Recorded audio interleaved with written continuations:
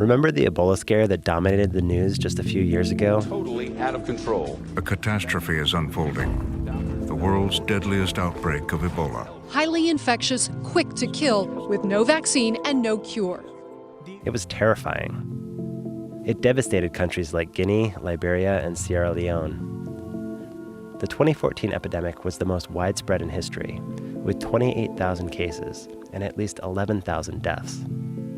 And during that outbreak, for the first time, there were cases of Ebola in Europe and North America, mainly aid workers who were infected by the disease while working with patients in Africa. It may not be in the news much now, but Ebola is still out there. Even as we record this, there's an outbreak in the Democratic Republic of Congo. This time, though, aid organizations are applying lessons they've learned to help make sure that this outbreak and future ones aren't as bad. Here at Oregon State, one researcher thinks he can help with robots.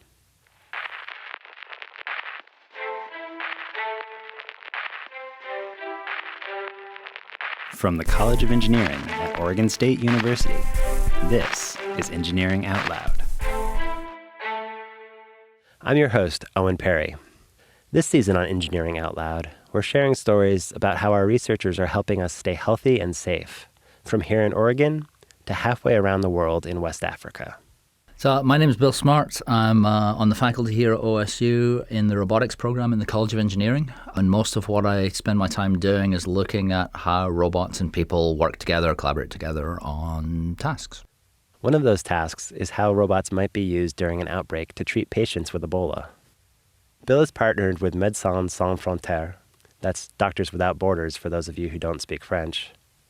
For this story, you'll mostly just hear them referred to as MSF. They're an aid organization that brings humanitarian assistance to victims of conflict, natural disaster, or in this case, disease epidemics. The group has been on the front line combating almost every Ebola outbreak. They set up isolation units and provide care to the infected, raise community awareness about the disease, conduct safe burials, and support existing health structures. They're always on the lookout for new approaches to contain and treat the disease. Bill reached out to them to see if robots might be useful. If you have Ebola, I can be completely safe from catching it if I'm 3 feet away from you. To catch Ebola from someone, I have to get some of their infected bodily fluids, blood or something, inside my body. And that's relatively hard to do under most conditions. But for those working directly with patients, that risk of infection rises significantly. They must wear protective gear, including full-body plastic coveralls, several layers of gloves, face protection, and goggles. Typically, Ebola thrives in places that are very hot and very humid, maybe 100 degrees of heat and 100% humidity. It takes about an hour to put the gear on. It takes about an hour to take the gear off. And in those conditions, you get about 40, maybe 50 minutes of useful work, and then you heat stroke. There's no cure for Ebola. But despite its high mortality rate, people do survive it. So it's like the flu. You just keep people hydrated, you make sure they eat, they make sure they take care of their personal needs, and they kind of ride it out. And if you give them this supportive care, then Ebola is survivable. And the less care you give, the greater your chances of dying from the disease. So that means those 40 to 50 minutes that workers have to spend with patients are precious. One of the problems in the last big outbreak is that the healthcare workers just didn't have enough time to work with the patients to do all the things they needed to do to keep them alive in the long term. In a traditional hospital model, you have doctors, nurses, housekeeping staff, and catering, all types of people with very specialized positions. But Ebola outbreaks tend to happen in remote villages without hospitals.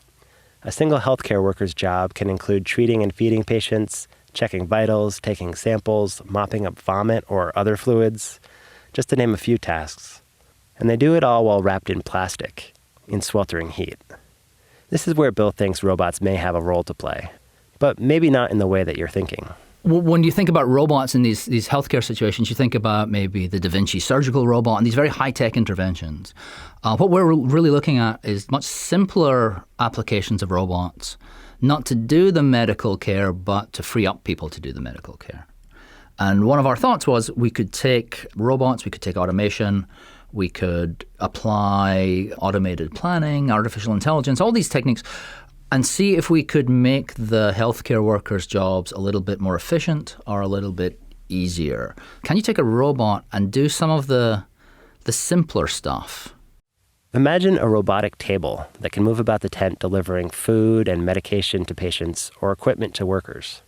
You assemble it and you put it in the corner and you give it a map of the tent. And then when it's lunchtime, you come in and maybe you hit a big red button on top of the table and it goes to each of the beds in turn. If I can take away 10 minutes of fetching and carrying, then you can spend those 10 minutes with a patient and then you can make the patient outcomes better. Another idea is a floor scrubbing robot, something like a Roomba, that rushes over to clean spilled blood, or one with even more advanced programming that actually keeps track of people's movements and identifies when they might be unknowingly spreading contamination around the room. So a lot of what we've been focused on is really identifying, working with people from MSF who've been in the field and dealt with Ebola, and try to understand what they do, what their pressures are, and where they think they could use some help. Because one of the things we're really sensitive to is coming up with a solution and saying, this is the way we should do it, giving it to them, and they just don't use it because it's nonsense. And when you're dealing with Ebola, there's no room for nonsense. Where Ebola breaks out, it's very under-resourced.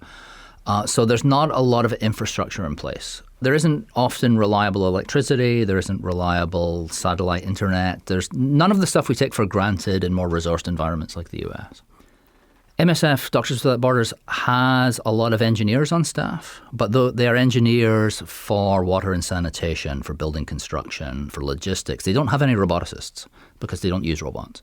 And so you have to make whatever technology you ship with them really, really robust, right? You have to take it out of the box, turn it on, and it has to work. And so making it simple really helps with that. But being simple is not enough. These robots also need to be tough, enough to survive the heat, the humidity, and a dip into a 50-gallon drum of bleach. Or they have to be built cheap enough that you don't mind incinerating them when you're done. As an engineer, that's a really interesting set of constraints to work in because, when we use robots in the lab, if it doesn't do its job, if it breaks, if you need to go and do something with it to get it out of a corner, it's not that big of a deal.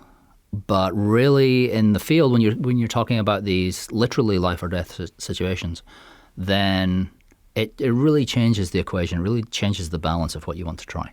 Anything that we do with them can't have any potential for reducing the quality of care. At the very worst, it has to not impact them. That's right. Even robots have to follow the Hippocratic Oath. Do no harm.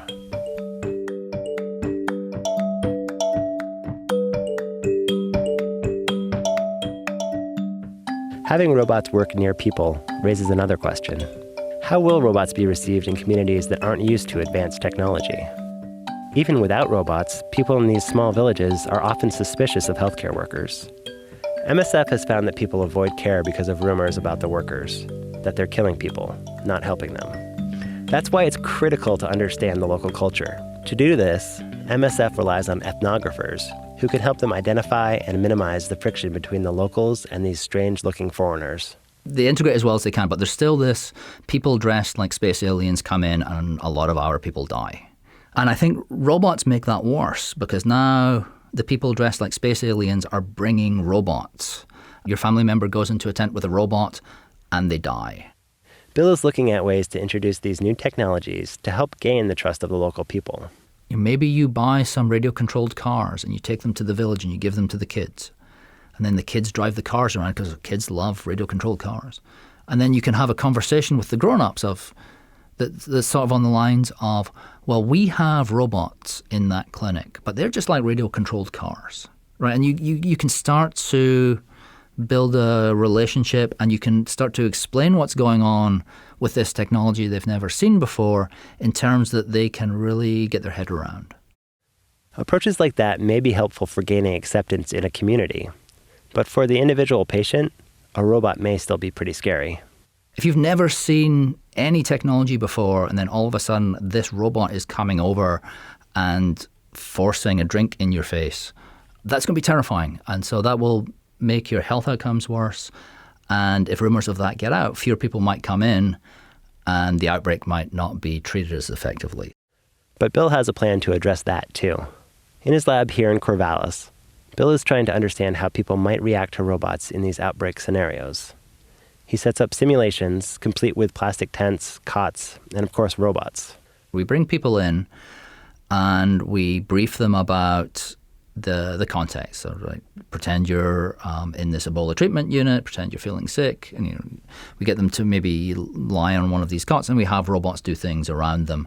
And then we measure their physiological responses. We measure their heart rate, how much they're sweating, other signs, just basically to show how calm they are, how agitated they're being around the robot. One thing they found is that people tend to be more relaxed when they can see the person controlling the robot. So that's kind of important, because then when you're building these systems and you're putting them in treatment units in the field, then you want to make sure there's a window in that treatment unit that's looking through onto the operator of the robot, because that'll make people feel calmer, and over the long term, that'll improve their medical outcomes. If we could do just a little bit better, we could save a significant number of lives.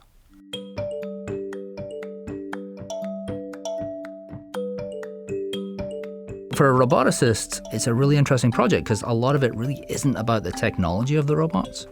It's about that larger question of how these robots fit into an existing set of social structures. For Bill, big questions about how robots fit into society are nothing new.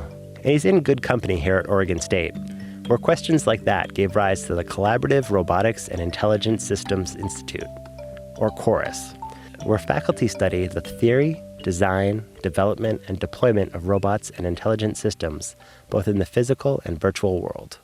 When we were putting CHORUS together, we really wanted to focus not just on the technology involved, but also on how that technology fits in society. The idea there is we wanted to make the academics, the research, and policy, which is sort of shorthand for how things fit in society, equal, because no one of them can exist without the other two. And I think we're one of the few places in the country that's thinking about this in these strong terms. I think all of the faculty in robotics are really interested not just in building the robot, but in understanding how it fits into these bigger structures. And that makes us kind of unusual, I think. Bill calls it unusual. I call it something special. And I find it reassuring that there are people thinking about these things in a holistic way.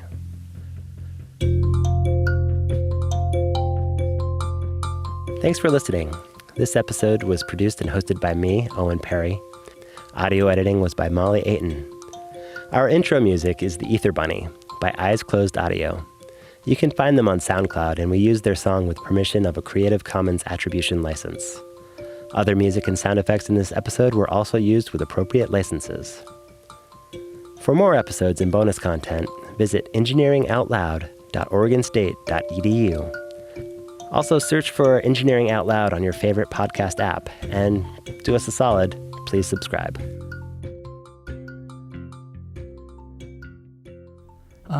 What else do I want to say?